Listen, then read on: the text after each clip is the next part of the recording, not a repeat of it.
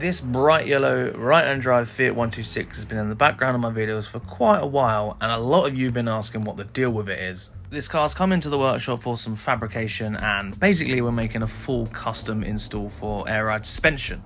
This car was actually at another workshop at some point, and they tried to bag it. I think they had a bit of a nightmare because, as I found out, it is quite the task to get it done properly.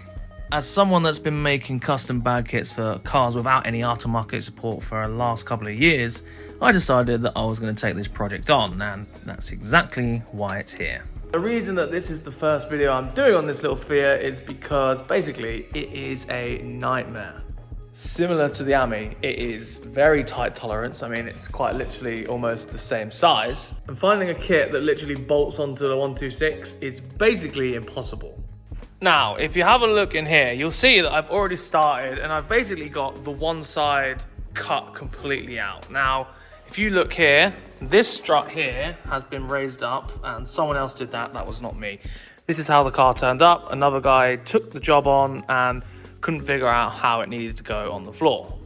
And I can see why, because it is so puzzling, and I've had to figure all of this out off camera, because if I spent the time figuring it out, the video would be very long and boring. So I've got one side basically figured out, and I've started doing the work on the car just in preparation of these videos. Basically, it's been difficult to figure out the best way to do this while still making it simple, and it's not simple at all. It's very, very confusing, but I'm going to try and explain it a little bit. This car has double wishbone suspension. Now, obviously you have the top mounting point and you have the lower mounting point, and then the hub bolts on to the two of those, which can be seen right here. So strut mounts to the hub just there, and then the top arm, spindle, etc. mounts together like that. Problem with that double wishbone setup on this car in particular is that those control arms are literally like this long. And the fact that they're this long, when we lower the car, we gain so much more natural camber than we even need. I'm going to try and explain this in a weird way with two extensions. Let's pretend that these are two control arms. These are the short ones that are on the Fiat, and this is your normal car. So the longer control arm on the normal car, really short one on the Fiat. Let's pretend the wheel is on here and here. So the wheel is at 0 degrees of camber right now. When we lower the car, say 4 inches, which we have around here. Now, 4 inches is right there. We want to lower the car 4 inches. So if we use the standard control arm, we want this point to go up 4 inches, which would imitate lowering the car 4 inches. Now, you can see that's about 4 inches there. That's the plane of where the camber is. So you probably have a certain amount of degrees of camber. When we get this up 4 inches, right? Same pivot point, 4 inches, 4 inches, 4 inches, 4 inches. There, that is about 4 inches. That wheel is almost vertical at this point. You imagine the wheel will be like this. So it's basically laying down. I hope that makes sense, but it applies to what we're doing right here. So when we want to lower the car, lots and lots, if we pull that arm up, that control arm is now almost vertical until we actually got the desired height of how low the car wants to be. That means that this control arm has pushed the strut all the way inboard because of the way it mounts onto the top of the control arm. For meaning the strut would completely bind up and it would just rub on everything. So you simply remove the top control arm like that, and you replace that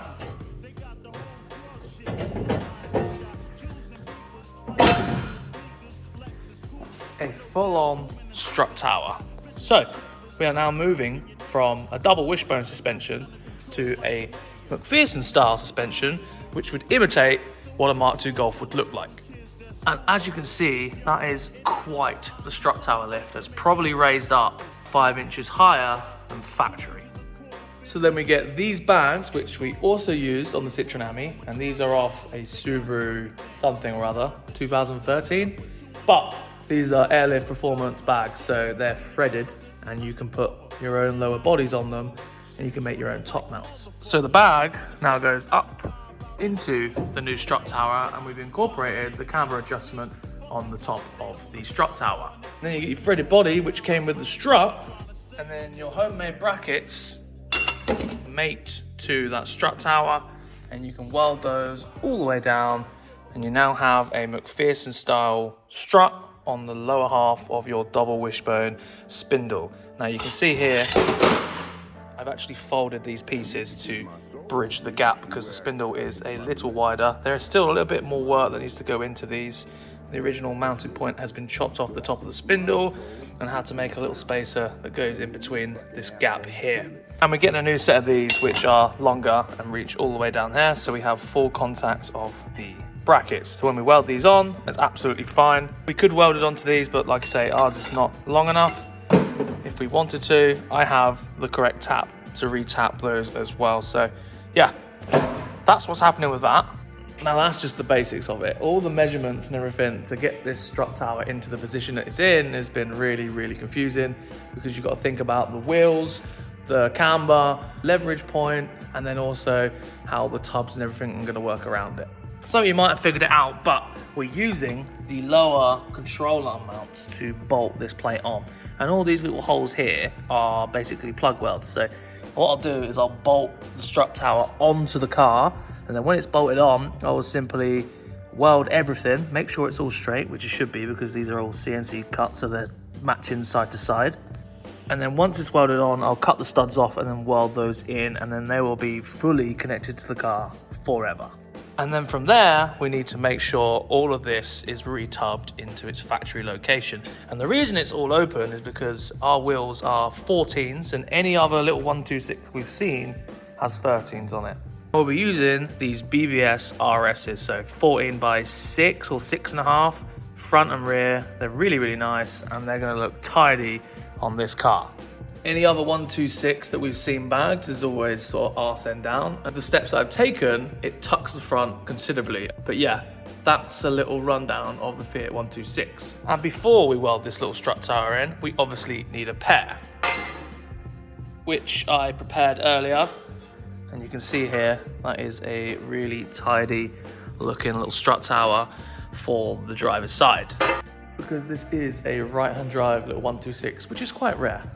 And yes, before you guys ask, yes, it clears the bonnet. So we're all good. Take the bonnet off, let's crack on.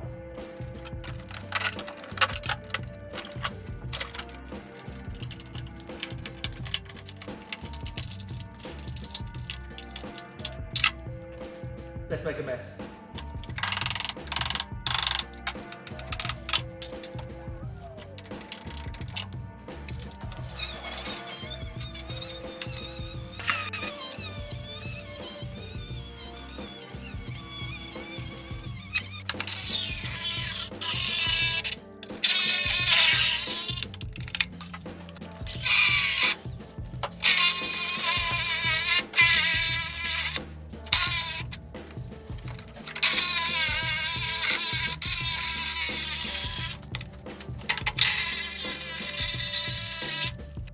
So we have another tub cut out, and you'll probably notice straight away that this tub is a lot bigger than that one. Basically, the arch here is, well, it's in the way. So the strut tower wants to sit like up here, basically. So you have to cut all of this out up here. This little inner arch here is basically the wrong shape for what we need, which is why we had to go up and over into the inner tub. You'll see down there how much the tub has been cut out. So we've got to remake that and make that look original as well. You'll notice on this side, we've cut really far in, and that's because of where the strut tower wants to sit. So this plane here is flat where the reinforcements for all the upper control arms were.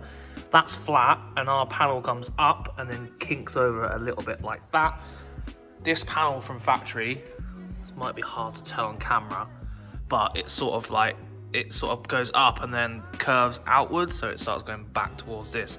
So you have to cut further in, and then you have to make sure that panel is going to be straight up there, because our strut tower is going to be around here somewhere. So I have to cut that out a little bit more, and obviously the wheel arch as well. This bit here, have to flatten off the little panel there, and we actually have to reshape this a little bit more to make it be a little bit wider, because yeah, it's a very tight tolerance in here, and our wheels and tires are actually massive for this car.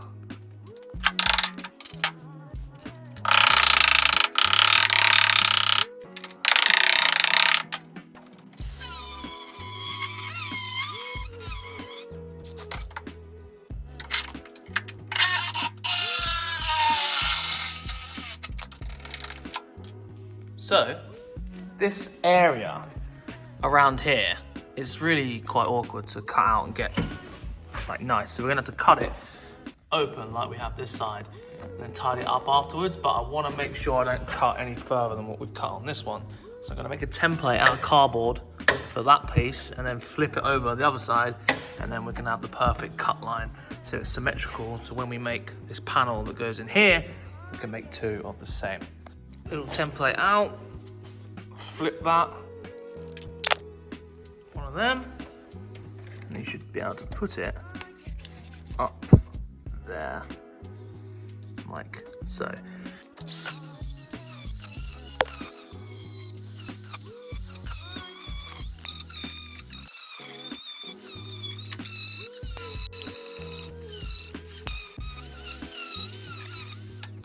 All right.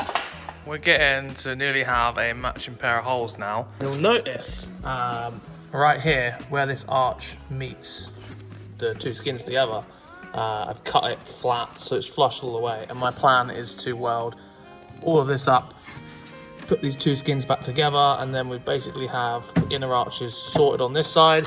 Initial plan of this all was to tub out to here. So cut this entire structure out all the way here. So I actually drew what I was gonna do here. So basically I was gonna cut this out, and the tub was gonna start on this little line all the way down here, and it was gonna join in with all that. So the tub would go like that. I'll figure it out regardless, it's fine, it's metal at the end of the day. The only thing we need to do now is probably get the strut tower on and sort of finesse this edge here. So you can see this little swage line here, it's nearly complete. But our strut tower fits all the way up to the edge. So we've got about 10 mil to grind off of this edge here, just because of where the tower leans in. It gets into contact just up here. So it looks like it's going that way, but it's because this panel goes upwards this way. So it comes into contact. So it looks like it's pissed, but it's not pissed because that's what it's meant. It's hard to explain, but it just does that, all right? Full job now is to take all this front suspension off and wire wheel that entire inner arch and get rid of all the undersill, so we have a nice clean surface to weld to, like this side. That still needs a little bit more, but you get the gist. Ready for YouTube magic. There you go. Stripped, inner arch is stripped. Needs another going over, but yeah. Look, we now have a pair of struts in the bonnet and the engine bay. What do you want to call it? The frunk? Anyway, yeah, look at those. They just clear the bonnet. It makes it look really, really angry from the front. They're not even bolted in, they're literally just loose in there. But you can see here, this one is basically where it wants to sit. So if we push it in a little bit more, like that, you'll see what I mean about the taper. You know, it goes all the way up like that. And it looks like it goes like that, but it is actually straight, and it's just because of the angle of the stuff and things. So in order to make sure this strut tower is in the right place, it needs to sit flat on the inner arch. It's currently not sitting flush, so when I do up these nuts to bring the whole panel in, we currently have a little bit of a gap here, and it's very, very tight. Now, the reason being it's not sitting flush just down here. And the reason being is because of this little swage line just here. So it's not letting this strut tower sit flush against the inner arch, because that panel comes round and it's actually hitting on that little raised section just here. And you can see there that it's not going any tighter at the back there, because this bit here is stopping it. So once I actually get rid of this area here where it's hitting, that edge right at the front inside the engine bay should get tighter, and then we'll have the final position for the strut tower basically. When I explain some of this stuff, I'm often talking and I think, am I waffling or is this actually valid information? But It's just the process you have to do about it, which is why this project has been quite hard to film. You think you're close and you still got to do a little bit here, a little bit here, a little bit there. So just let me know if you're following along.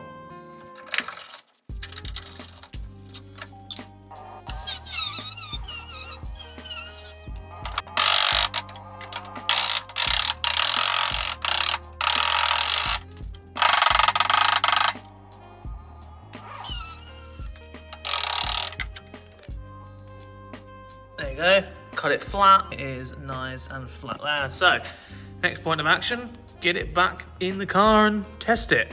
There's a lot of this on, off, on, off, on, off. Open this gap up here. This gap should close up. Move all the strut tower a little bit further in.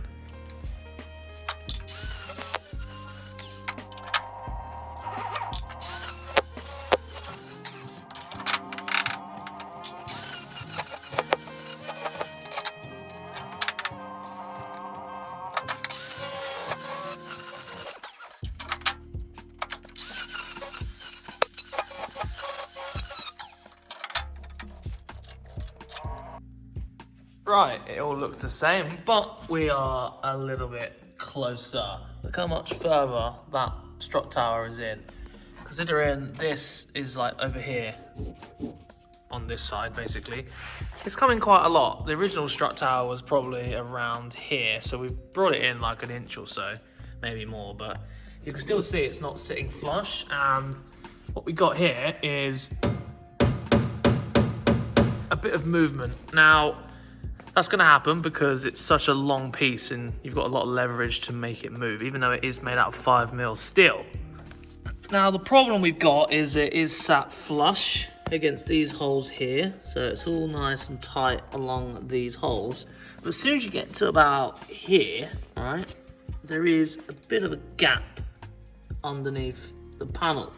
You're talking like a couple of mil, basically. So we take the strut tower off for the millionth time. The panel isn't sitting flush because of the reinforcement panel here, which is spot welded on the front, which I've used to locate the strut tower. Now, I'm going to probably remove this, mainly because it's not letting the panel sit flush, and I think there is some rust building up behind it, unfortunately. And I did notice that same problem on the driver's side, which is a bit more apparent. Here, look, it's rotten behind the panel. That's the problem, really. When you have panels that overlap, if they're not protected properly, then they rot out. So this being an old car, they didn't really have much protection anyway. By drilling out these little spot welds here all the way along, taking that off, cleaning up the backside, making sure there's no rot, we literally take this out and then replace it with 5mm steel. So we're adding 4mm to the original steel, even though that looks like it might be 2mm. So we might be adding 2mm to the original steel, so it's going to be stronger than it was before, but it needs to come off. Also, I need to address this thing here. I've opened that up because the arm hits there, so we might go up even higher with that. But the main thing is we need to keep these studs because they obviously locate our strut into the exact same spot, both sides. If this is information heavy, I do apologise, but it's just the procedures that you need to do things properly, to make things line up, to make things last, all of that, make it strong. It's just the sort of thing that you need to do. So yeah, welding and fabrication is a very long process, and it shouldn't be shrugged as nothing because yeah, it takes a lot of time.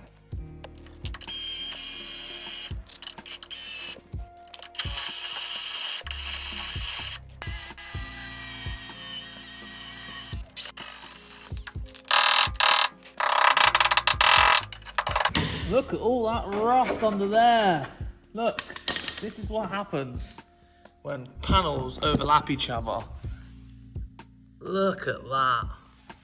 That's why you need seam sealer, weld through primer, all of those things, because look at the surface rust on that. It's probably a good job that we're actually taking this off, even though it is actually the most painful job ever.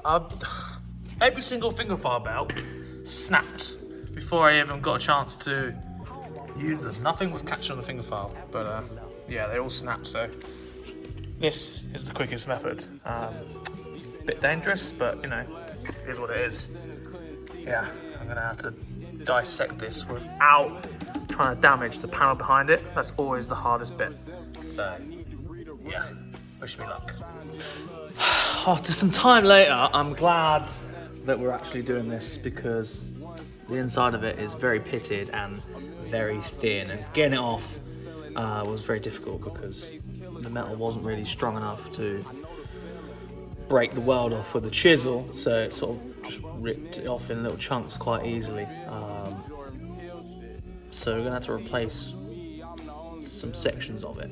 Crusty as you like, up here this is where just the welds are pulled with the metal. You can see it's like piss thin. And yeah, it's very, very pitted. Managed to put the chisel through there quite easily.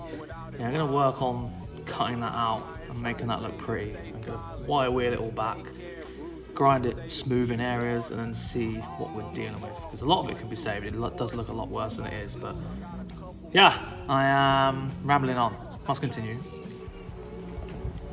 There you go. It does look a little bit tidier. So, open that hole up there. I've got to open this little square up here. I've got a little section up there, and then join it in with this bit here. A little section there. These bits have all actually cleaned up really nice. I'm going to weld these bits up, and then I'm going to neutralise the little areas where it had surface area. That was actually really decent, to be fair. Right, sit rep. Cut that out, cleaned all the edges up, cut that section out. I'm going to put a little piece in there. Cut this section out a little bit down there so I can make that a little bit easier. But rust converter, just going to spray the area, let it dry overnight. It comes out in this little squirty bottle now. You've probably seen me use it before in a spray can. When you get it like this, you can proper froth it up and get it into all the little nooks and crannies. And I really like it because you get a lot more for what you pay for, basically. So big fan. But yeah, you do that, neutralize it, and that will cure any of the rust that is in the areas around it. One panel that can go in there somehow. Can't do this and hold the camera at the same time, but you get the idea.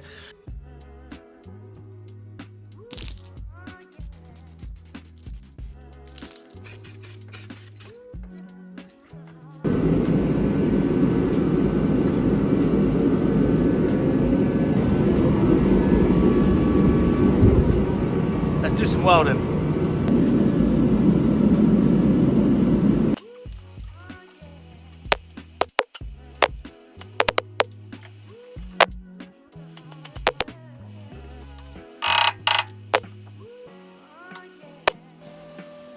Those panels all tacked in, now to make them look pretty.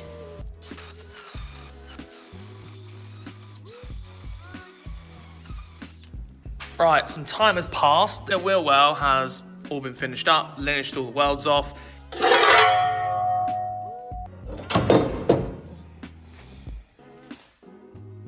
Oh, look at that. That's a nice tidy gap which can be welded. And it sits flush all the way down the edge here. So that's what we was looking for. Same again around there. I'm gonna mock up the strut, get the wheel in there and see where we sit, because now is basically the final position for that strut. Hopefully it works. You know it's in there flush because now it's bolted in. Like, you can put it this way, don't get me wrong, but you can't go anywhere else and there's no movement in that. Which means it's gonna be super strong. Look at the gap, now it's all bolted up. That's gonna be lovely to weld up.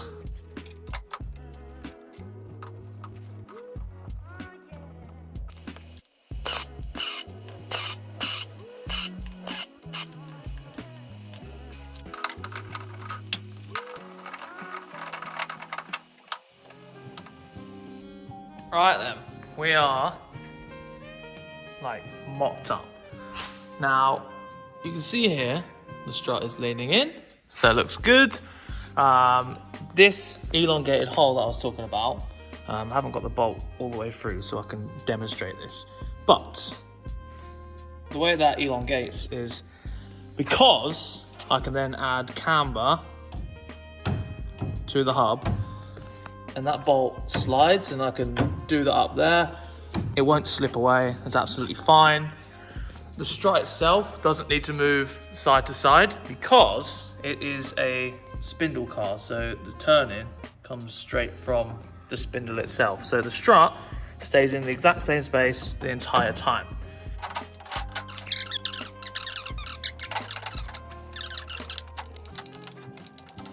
Lifting the car up now. So, oh look. Ha!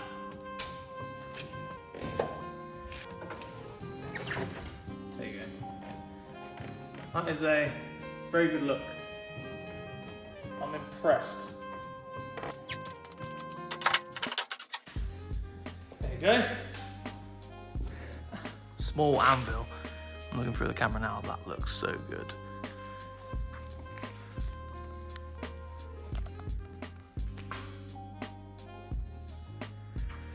It's tight, that's a lot heavier. This is how it's gonna look. I'm excited. And that's all I really have time for right now. This has been quite a lot to get to this point, but it's all the procedures. So, 126 project. I'm gonna make it a thing on the channel. Hope you enjoyed it. A lot of work is going into it and it might not look like much, but I'm actually smiling because that actually looks sick. But yeah. Maybe a little bit information heavy in this one, but I just wanted to paint a picture of what's actually going on with the car. And there is a lot of brain power that goes into it because we've got to make this work at the end of the day. But yeah, I'm chuffed with it. I think the strut towers are very pretty and it does look very aggressive. And I think this car is going to be really, really cool once it's finally on the ground. So let me know what you think about that. Thanks for all the support in our recent videos. It's been quite overwhelming, but I'll leave it at that. You're all brilliant. And if you're new here, I hope you enjoy your stay. Thank you very much. Have a good weekend. Goodbye.